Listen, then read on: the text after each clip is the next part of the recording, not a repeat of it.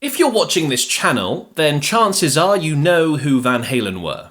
And even if you've been living under a rock, any rock fan will know who Eddie Van Halen was, or David Lee Roth. But why is one of Van Halen's most successful albums, and the one that brought them their only #1 hit single, known as the record that killed them? Especially when the band carried on successfully for decades afterwards. We're going to take a deep dive into Van Halen, that album, and how it all went down.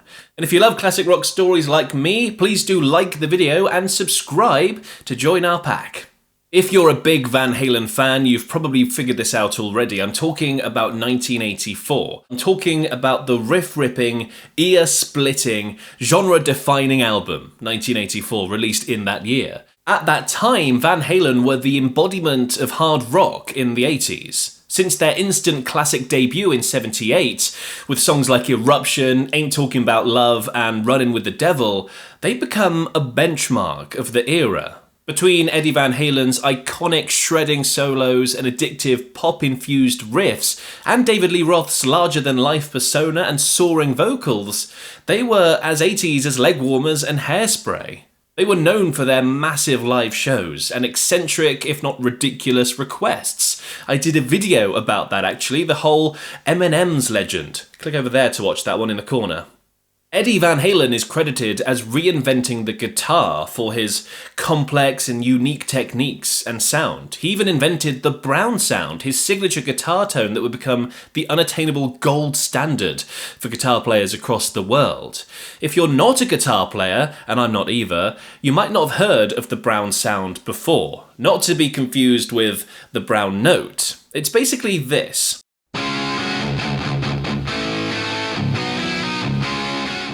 And it would inspire anyone who even thought of playing rock or metal guitar for decades to come. And 1984 was the culmination of it all, a fantastic band at the height of their powers. I'm going to talk about some of the positives before I get into the nitty-gritty of how it all fell apart, because this album deserves it. It's honestly rock royalty. 1984 doesn't just house Van Halen's solo #1 hit, the synth-driven Jump, it's got 3 other Van Halen classics on it as well. Panama, I'll Wait, and Hot for Teacher all came from this album, all classics in their own right. The only album that kept 1984 out of the #1 spot that year was Michael Jackson's Thriller, the best-selling album of all time. And fun fact, Eddie Van Halen played on that album, taking guitar duties on smash hit Beat It. He had a much bigger hand in the track than people realise. After being persuaded by Michael Jackson and his manager to play on the track, I mean, who on earth would need persuading, Eddie was struggling to put down the solo over the material that had been recorded so far. So while Michael was in the studio next door, listening to voiceovers being recorded for the movie E.T., apparently, Eddie quietly rearranged what would become one of the biggest hits, well, ever. The funniest thing of all was I actually rearranged the song. The section they wanted me to solo over was just, there were no chord changes underneath, so I had to rearrange the song. And when Michael Jackson re-emerged from his listening session, Eddie said this, "Oh, I hope you don't mind, but I changed your song." As you do. I mean, the confidence to just change a Michael Jackson song. That's incredible. Apparently, he played so loud in those recording sessions that one of the speaker monitors literally burst into flame. If that doesn't sum up Eddie Van Halen's playing, I can't tell you what does. Anyway, back to the matter at hand. 1984 was quintessential Van Halen, but there was a significant change on one song. And of course, it would be the biggest hit, Jump. See, for a rocking guitar-driven band, it was something of a shock when Eddie put forward a track featuring mainly synthesizers.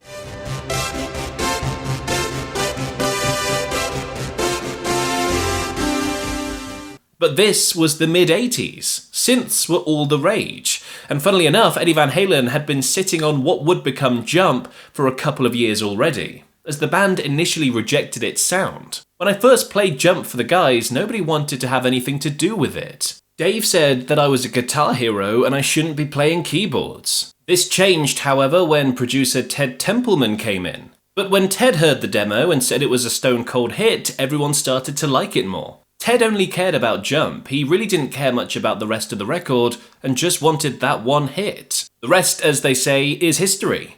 And we were blessed with this beauty of a song. Now, admittedly, this is a far departure from the riff-ripping classics that came before it, but just in case anyone doubted them, tracks like Hot for Teacher and Panama reassured fans that they still had the goods. So this album has everything going for it. So what on earth was wrong with it? Well, to be honest, nothing. It was personality clashes that were the problem. It would be more accurate to say the band members that killed Van Halen, rather than the album. Eddie Van Halen and David Lee Roth were the core of Van Halen, but they were very different people. Eddie was all about the music and just wanted to make the biggest and best possible songs he could. He knew music was his calling, but was famously humble about it. Come on, I'm just a punk kid who plays guitar. I love this quote as well. If I couldn't play guitar, I'd be pumping gas. I mean, I got a low IQ. When everybody graduated, all the rich guys going, "Hey, which college are you going to?" And I'm going, "College? I just went straight back home, locked myself in my room, played guitar, wrote songs, and hoped to God I got somewhere." I find it amazing that a man who innovated so much that he left a permanent imprint on an entire music genre could believe he had a low IQ.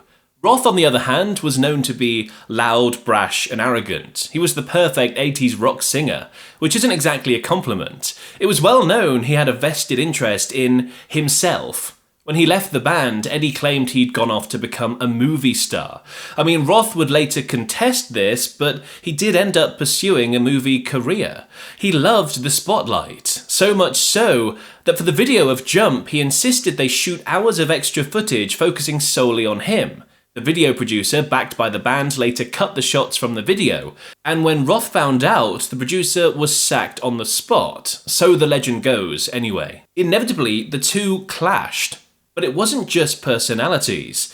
There was endless clashing over the band's sound and control over it. So much so that Eddie ended up building a studio entirely for himself, so that he could work on things in peace. It was in this studio, named 5150, that 1984 would be recorded. Initially meant to be a demo recording space, Eddie quickly realised they could record the whole album there, and have greater control over the end product as well. 5150 is a California law code for taking a mentally unwell person into custody when they're a danger to themselves. The band also named their follow-up to 1984, 5150, released in 86, with Sammy Hagar on vocals. Eddie also later released his amazingly successful line of signature amplifiers, which he dubbed the 5150. They would take the hard rock and metal scene by storm, and throughout the 2000s were the go-to for modern metal bands. It seems Roth wasn't totally happy about Eddie taking the reins. Van Halen were moving in a darker direction than he was interested in. Remember when I talked about Eddie's work on Beat It? That didn't go down well. The band were dead against him working outside of Van Halen. So much so that he felt the need to try and keep his work with Michael Jackson a secret, asking for his name to be kept out of the credits.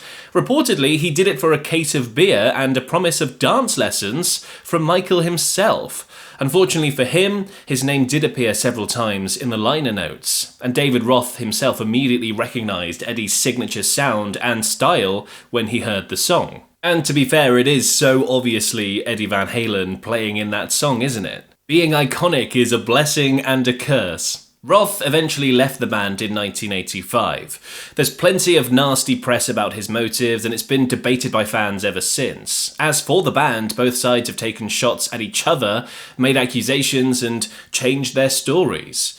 In short, it sounds like a toxic combination of personality clash, a conflict in musical direction, and quite a bit of ego. Roth was replaced by Sammy Hagar, and despite finding success with albums like 5150, many fans feel like it was never quite the same, clinging to the Roth and Eddie era. Once again, Eddie clashed with his singer, and Hagar and the band parted ways in 1996. Then there was a period of chopping and changing with Roth and Gary Cherone, a hiatus, the inclusion of Eddie's son, before Eddie's tragic death of cancer, and the band's breakup. It may be true they never quite recaptured their glory days, but I still think it's a bit harsh to call it the album that killed Van Halen. Because of course they still created great songs afterwards, and it's a bit of a disservice to what they achieved after the Roth and Van Halen era to say that. Also, you could never kill a band like Van Halen. Ever. Now, let me know if you'd like to hear more about Van Halen. There's way too much to cover in just one video, of course. David Lee Roth's departure is worth a video on its own, and so are the albums before and after 1984. If that's something you want to see, let me know in the comments below. But until then, why not stick with the 80s and find out how the song Owner of a Lonely Heart saved, but also killed, Yes. Click over there for that one.